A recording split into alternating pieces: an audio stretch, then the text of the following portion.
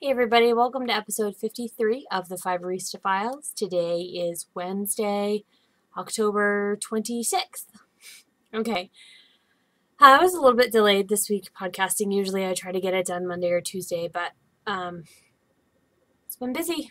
And, it's one of those things where you can get 6 small things done or you can get one big thing done, and which do you do? So I've been doing the small things. But I have some time tonight, so I thought I'd podcast. All right, week in review. I went home last weekend. It was a busy week at school. We're nearing the end of the quarter, and I am dealing with a lot of student apathy right now, so I'm trying to light some fires and get some kids to get some work in. So it's a lot of work, a lot of meetings, a lot of all that good stuff. But it's been good. It's been busy. I went home last weekend. It was a great weekend to be home. Sun came out. It was nice and crisp. I watched some football on Sunday. Saturday we did some minor errands, but mostly I sat around in my pajamas and I didn't do very much. Took a nap for 2.5 hours on Saturday. It was lovely. The Patriots were on a bye week this week, so my husband was kind of like, about football. He's not the true fan of the sport that I am. So we also watched like Nightmare Before Christmas and some other Halloween-y movies, so it was nice. I am horribly behind in my schoolwork and my grading and all that, so I'm trying to get that caught up. I'm working on a really large update for next week, and you'll see some of that today. So it's been busy, but it's been good. My husband is coming down this weekend and we have some plans, but more on that later. Knitting. This episode is called FO No for a reason. I'm still not done anything. I knit all weekend. I knit until my fingers were tired of knitting. Didn't finish anything. I did cast off the first of the rainbow rib socks. It's not finished because the heel is still not done. You can see the line right there. I'm going to wait and do the afterthought heels when both socks are done so I can judge to see what colors I have left and can sort of figure it out then which heel am I going to do first. Am I going to start it in like the green where this is, or do I want it to be completely wild and crazy? What do I want to do? You can see that this one starts in the red and goes through the whole color scheme. Starts in the red, goes through, so you basically have 2 repeats of the color scheme. The next sock, because I cast off here in the black, will actually start with the black, like that will be the toe, and then it will go up and it will end in the red. So basically I'll have 2 opposite socks, but the same colors, so we'll see how my OCD handles that when I am wearing them. This is knit in a 3x1 rib. And see, it looks like a pretty narrow sock, but it's very stretchy. These are just going to be house socks. They're the jaw wall, is that what I'm using? I think so. Is a single ply yarn, so it's really not cut out for heavy use. None of my socks see very heavy use, so it's not a huge deal. So I did cast that off. I used the sewn bind off, which is in the Wendy Johnson stocks from the toe up. Something is in my brain is telling me that that's an Elizabeth Zimmerman sewn bind off, an easy sewn bind off. But I don't know that that's true. That's just what my brain is telling me. So I use the easy sewn bind off. It makes it stick out a little bit, but it's nice and stretchy so I can fit that over my foot. I apologize for my fingernails, by the way. I did have some beautiful green, sparkly fingernail polish that won't focus, but it started to peel, and once it starts to peel, I just pick it all off. So I apologize.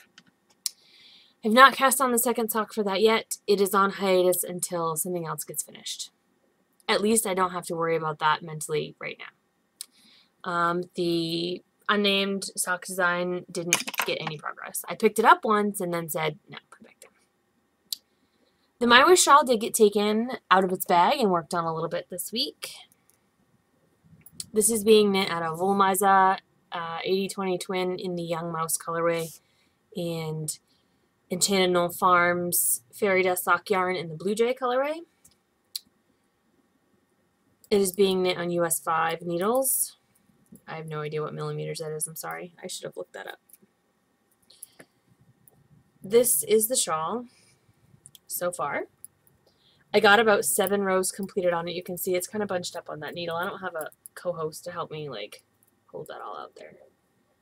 But it's beautiful. I freaking love the way the colors are working. I love that the gray brightens up a bit and the blue tones down a bit to make a really beautiful combination. I have, I want to say either 51 or 53 stitches in between the markers, in between the ridges here. And I have to get to 69 stitches between the ribs before I can start the next part of the pattern. So I'm getting there. Those 7 rows didn't take me much time at all. I just have to sit down and bang out, like, it's a 4-row repeat. I need to bang out 4 rows at a time because I get really frustrated if I can't get all the way through it. Sorry if that's shaking the camera. So that leaves the one more UFO that I've got. This is the baby sock yarn, the sock yarn baby sweater by Hannah Fettig and Knitbot. You'll see it has a little sleeve now. It has one little wee sleeve. I don't know how long that will be on him. Doesn't really matter. He's probably gonna have a onesie or something on underneath it anyway. The second sleeve is still undone. I have yet to pick up the stitches. The arm threw me a little bit because the arm says to cast on 2 stitches to bridge the gap from where you go from knitting front and the back to the round there. And to fill in, it says to close the hole or close the gap or something like that. Like, when you knit socks, or is it mittens? I can't remember now, but you pick up the stitches around the edge and then you just decrease them down. I really thought that I was going to knit down the top of the arm, pick up stitches underneath, and then knit back up, but it didn't say that. And I really would have had to picked up like, I don't know, probably 10 stitches. And it said to only cast on 2 for the underarm. So, okay. So that's what I did. I cast on the 2 using the backwards E cast on, and I went on, but I've never seen like just close the hole. Really, that's your direction? I don't even know how to close that hole. Do I Kitchener it? I don't know how to do that. We'll figure it out. I'm going to get both sleeves done. I've woven in all of my ends so far. It helps me feel like when I finish the other sleeve, it will help me feel like I'm more done. So I had a few minutes and I was weaving in the end on my sock, so I just kept on with the needle and kept going. This is, as I said, the baby sock yarn sweater. I'm using US 4s for this. I like the fabric on the US 4s.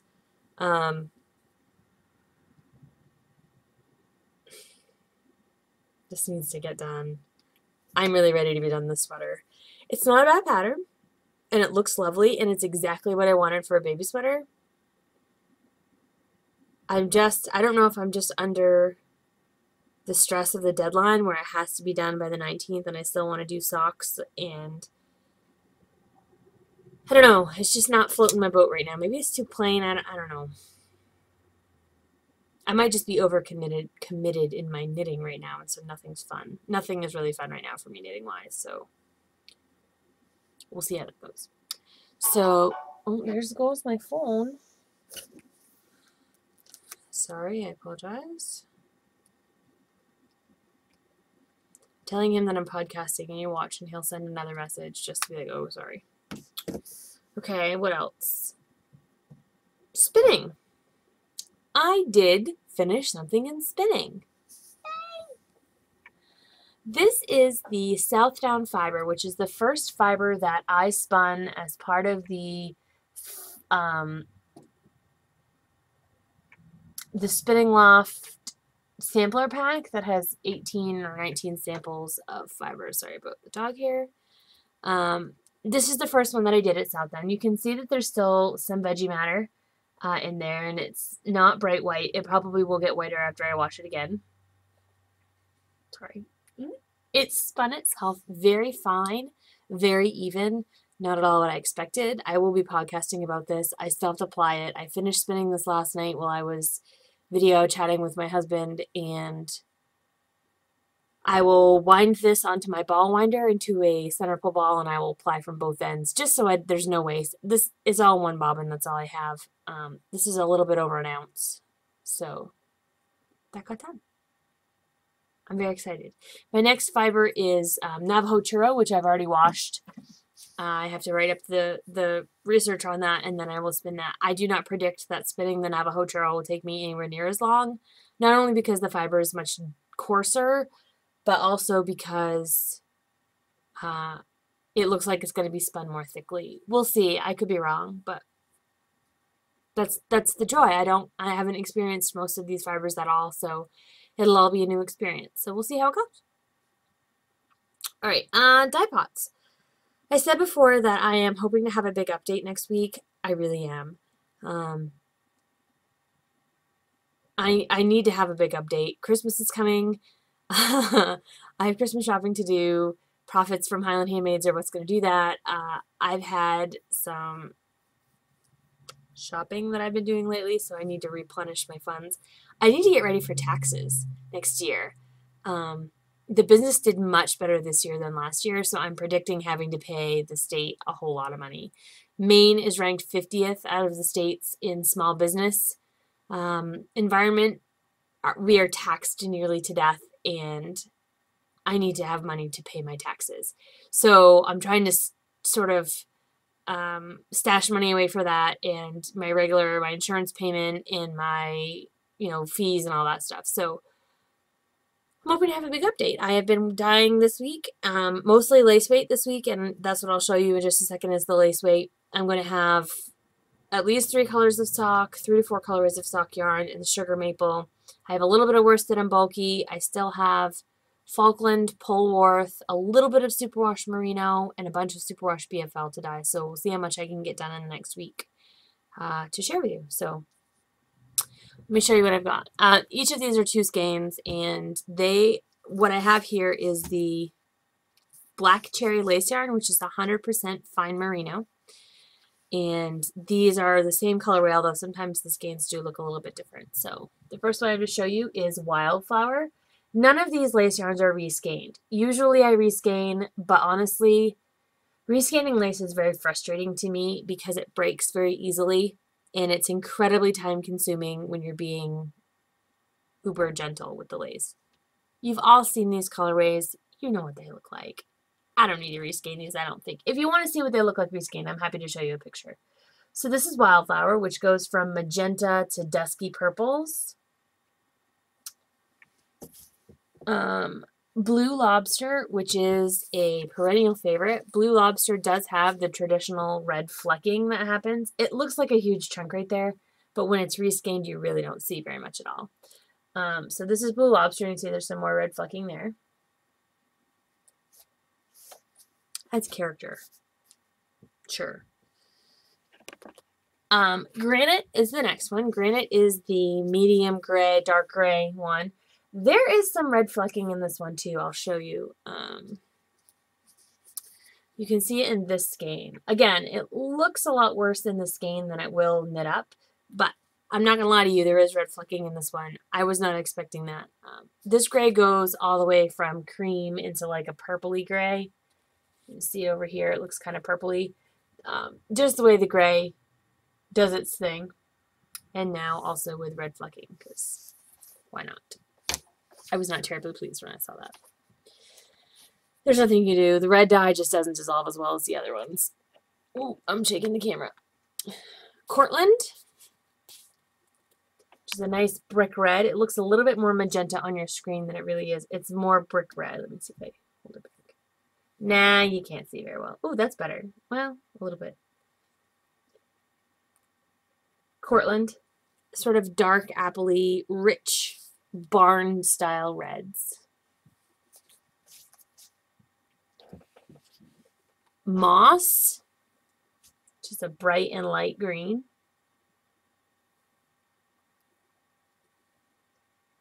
See that pretty well. That's pretty accurate.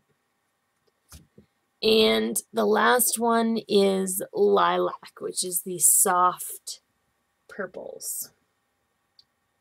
Pale lavender to a little bit A little bit brighter lavender here, but. So those are the the 6 colorways I've had out dyed so far. I would like to say that I am going to get the next 6 dyed up as well. That's my plan. We'll see. I might move on to some other fibers just so that I know that I have a nice mix for the update, and then if I have time, I'll go back to the lace and dye more. So if there's a colorway specifically that you want to see, let me know, and I will try and get it dyed. Let me turn my page in my notes. Excuse me. Growth. Thanks to very generous donations from Mystic Stormy and Joyce, who's another customer, I have ordered Highland Handmades buttons. They are going to be square buttons, and they're going to say, Enable Your Addiction, Highland Handmades, which is the same little button that you can click on the Highland Handmades blog to get to the shop. I just used their template from Pure Buttons and popped that in there and got 100 buttons for, I think with shipping it was like $53 and change. So that's pretty good. That's about, well, including shipping, that's a little bit more than 50 cents a button. The soaps that I send out for orders that are over $50, which I haven't done in a while because I'm out, those are about $1 a piece. So this is cheaper. So I'm going to send Joyce and Stormy buttons, obviously, and then I will start to put them in packages when I send them out. So very soon, hopefully, you'll have your own very Highland Handmades button. And it's square, so it's a little bit different. Makes it cooler. It should be a reoccurring thing. If I like the button, I'm hoping that I can just reorder those same buttons often. I only ordered 100 this time in case I don't really like them, in case I decide to do something else, but we'll see how it goes. And if it's good, then I'm going to keep on sending buttons. Processes. This is a good story. So I'm always on the lookout for locally processed and locally grown and locally available things. I like the live local, buy local philosophy, but especially where I'm down here on the coast, I'm not familiar with a lot of what people have here. I know there's businesses here, I know there's opportunities here, but I'm not sure what those are. So I was looking at a blog the other day, and the blog is for Kilby Ridge Farm, which is in Dennisville, which is like, if this is the tip of Maine right here, this is down east Maine, they're at the down east and then you go up a little bit. So they're just sort of rounding the tip of Maine to head up towards the north. Kilby Ridge Farm has Icelandic sheep. They sell the fleece, they sell the yarn, and they sell the pelts, which, if you're going to buy a sheep pelt, Icelandic fleece sheep pelts would look they would look so awesome. But I don't know if I could ever buy one because that makes me sad because a little sheep died. I don't know. I think I would think about a sheep dying every time I had one. But she had a blog post the other day, fleece for sale. Now, Icelandic fleece is one of those less commonly available sheep fleeces. It's a dual-coated sheep where there's an outer, longer fiber and then a shorter, downy undercoat. And they're called the tog and the thel. They have names, the outer coat and the undercoat. And depending on the type of sheep, you can get a really exaggerated difference between tog and thel. You can get one that's mostly thel, one that's a lot of tog, one that's very soft, one that's very hairy. They run a whole range of fine to coarse and different variations of tog and thel in there. So I haven't spun a lot of Icelandic. I spun a little bit that I got at Halcyon Yarn last summer. That was when I got the Scurfy Yak fiber that I haven't spun yet, but I also got some Icelandic top, and it had already been processed, so the tog and the thel were all combed in there together, and it was pretty easy to spin. Interesting. Haven't had a whole lot of experience with it other than that. So I emailed the farm and said, hey there, I'm really interested in these 2 specific fleeces. My husband picked one out and I picked one out. You know, I really like to purchase these, and is it possible for me to come pick them up? You're only about an hour and a half away from where I am right now, and I would really love to take some pictures of your farm, and I explained that I have a podcast and a blog and, said I'd really love to put some pictures and, maybe you guys a shout out because I'm all about encouraging you guys to shop local, even if it's local to me and not local to you. So I sent off the email, had no idea if I'd get a response, kind of said, well, I've sent it off into the interwebs and we'll see what comes back. So I was video chatting with my husband last night. Sorry. I just had coffee. I should not be yawning. I was video chatting with my husband and my phone burped that I had a new email. So while I was talking to him on the computer, I popped open my email and I immediately started to squeak. I was like, yay, that's so exciting. And anytime my fists are up in my ear like this, he's like, what? What now? So I explained to him that I'd emailed this lady from Kilby Ridge Farm and I wanted the fleece and so on and so forth. And he had seen the fleece already, so he kind of knew what I was talking about. The lady who owns the farm said, of course we can get those fleece for you. You've got a great eye. Those are two of our best fleece, blah, blah, get them skirted. But why don't you come visit the farm? We are shearing on Saturdays, so you can come meet the sheep. You can see them before and after. I'll give you a tour of the farm. You can take all the pictures that you want, on and on. Let me think about that for a minute. Yes, I would like to come to your farm. I would like to pet all the cute sheep. I would like to look at the little sheep faces and just snuggle them. This poor woman has no idea what she's getting. So, this Saturday, since my husband is coming down anyway, we are going to go to Kilby Ridge Farm in Dennisville, Maine, and we're going to go on a farm visit and come home with at least 2 fleece. I believe these are raw fleece that I will be processing myself, so we'll see what happens, whether these become fleece for me or fleece for you all, or we'll see how it goes. I have no idea how that's going to go, so stay tuned, I guess. Next week I'll have pictures and all kinds of stuff, so yeah, I'm excited. I love when you just drop an email randomly and it comes back to be the response is so much more awesome than you anticipated. I freaking love that. So, that will be this Saturday. Saturday night, I have a date with my husband to go to the Steuben Haunted Trail. We've already discussed how I'm a coward and I am afraid of everything. I'm not looking forward to being absolutely freaking petrified this weekend. However, it is Halloween and my husband enjoys that. But the person who creates the trail, who hires all of the people who are on the trail and scary and the chainsaws and the mummies and the ghosts and the jumping out of crap and scaring you, is one of my students. This is his 5th year of organizing the haunted trail on his property. He does all the work, puts all the money in, does all the time himself. This is his 5th year. He's been doing it since he was in the 7th grade. He's a sophomore. He does the whole thing for free. It's donation only, so you just drop in a donation whenever you can, and he's got guides to take you all through the trail, and one of the guides is also another one of my students, and she said, I asked if it was, scary or if it was lame, and she goes, I walked that trail 50 times, and I got scared every time. Great. So my husband and I are going to do that Saturday night, so shh. I'll let you know how that goes. I'm pretty sure I'm going to be scared to death. We'll see. And I'm also pretty sure it's going to be worse for me once these kids realize that their English teacher is there. Pretty sure. So, that really had nothing to do with fiber at all. I just had to share that. I think it's amazing that kids have an entrepreneurial spirit and are, going into business for themselves and doing things for the community at such a young age. I think it's amazing. So, yeah. All right, grabby hands is all that's left. And I have 2 grabby hands for you. One is on the computer, so I'm just going to tell you it, and then the next one is just something really small that I'll show you. Yeah. I don't know why I'm yang so much tonight.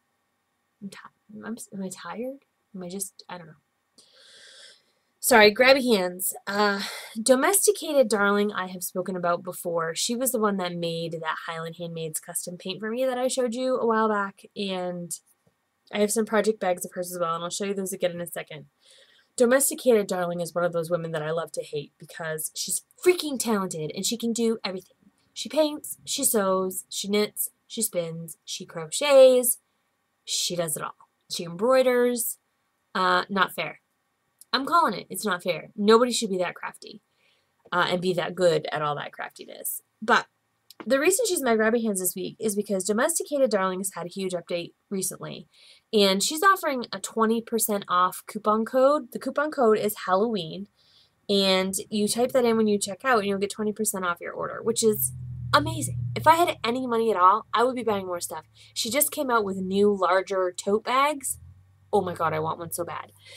I have her medium-sized project bags. This is the one that I've shown you before. It's the one that has the pirate motif. It's got the skull and crossbones and the little anchors. This is the one that I keep my Irish shawl in. Do you see that paper that just disappeared? This bag fits an 8.5 by 11 pattern in it completely. This is all wrinkled up because I've crushed this bag a million times, but you can put the pattern, 2 balls of yarn, and a half knit shawl all in here.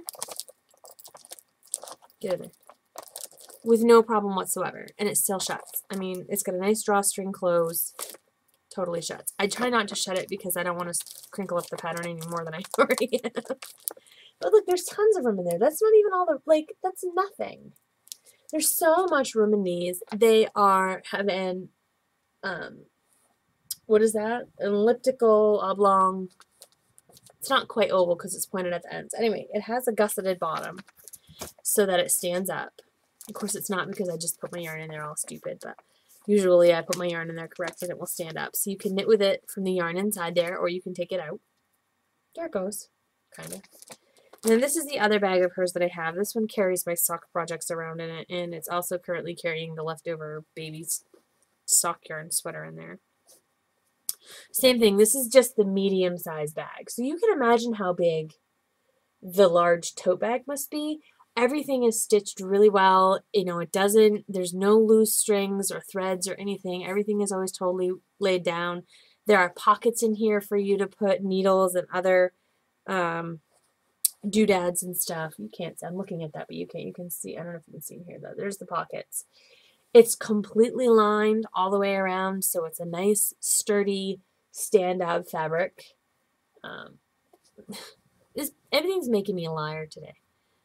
It was a nice stand-up fabric. So definitely quality products. If you like project bags, but they're a little pricey for you in other places, definitely check out Domesticated Darling. I think the medium bags are $18.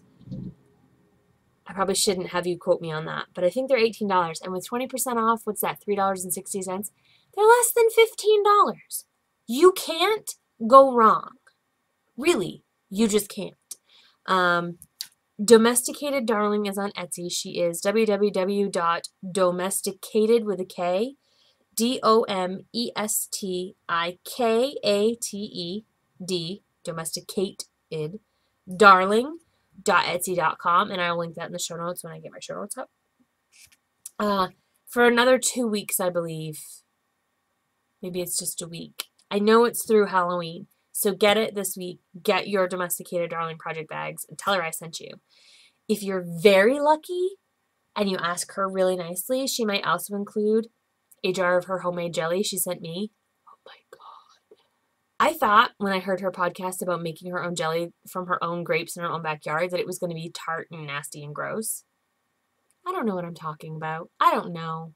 Because I had some of that jelly and it is the sweetest, most wonderful, delicious, light pink, mauve colored jelly you've ever seen in your life. It's delicious. Beg her for some jelly because it's totally worth it. But I'm not spoiled or anything with getting free jelly with my orders. The other thing I want to show you is coffee from the Carabasset Coffee Company. This is a Maine company. The label here is from where I bought it. That's not Carabasset Coffee Company. Carabasset Coffee Company has gourmet coffees. This one is the one that I had tonight. It's pumpkin spice coffee. I also have had their blueberry cobbler, their Northwoods blend, and the best one that they have is the Acadia roast. You have not had delicious coffee until you've had Carabasa coffee. I like the Northwoods coffee because it's a good, strong, robust, woodsy, lager kind of coffee. The Acadia roast is a more subtle, it's still a hearty roast, but it's got a more mellow tone to it. And then, of course, their flavored coffees are always delicious. This was the pumpkin spice one, and I actually have pumpkin spice creamer right now, so it was like double the pumpkin fun today. But I love the Carabasset Coffee Company. I'm not sure if they have a website. I'm going to research that now that I've told you that and hopefully put it in the show notes. If not, there are a lot of companies in Maine that do sell it, that do have online shops. So if you can't get it, Google me and let me know, and I will, not Google me, message me and let me know, and I will find a way for you to get it. In fact, if you need me to, I will buy it for you and send it to you. Give me the money and I'll buy it and send it to you with your yarn or whatever, because it's delicious. It's about $10 a pound, or at least that's the Bob's price where I bought it in the mountains. But